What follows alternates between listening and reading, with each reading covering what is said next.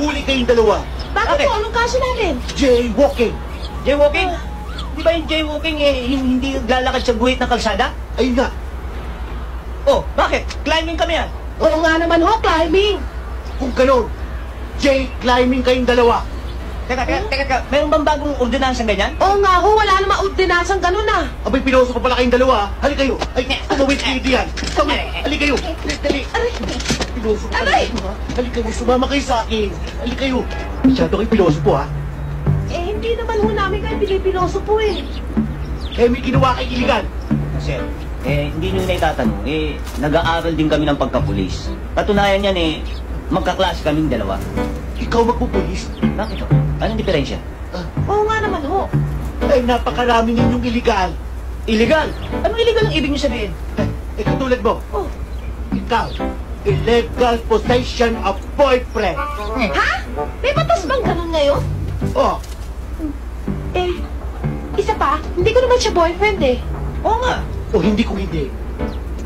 Illegal color combination. Isipin mo, blue pants, violet, blue, white, and red. Masyadong magulo sa paningin ng tao. Hindi nyo alam, sir. Yan ang uso ngayon. Oo nga naman ho, yan ang tinatawag na in ngayon. Inain. Eto matindi.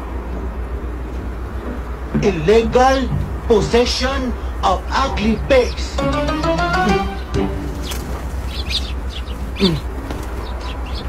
Sir, anong oras na O ano ngayon?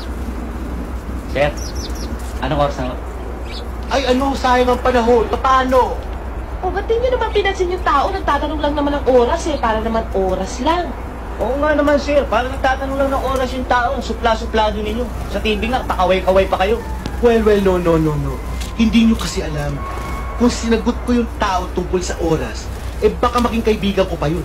Kung maging kaibigan ko yun, tiyak pupuntahan ako sa bahay nun.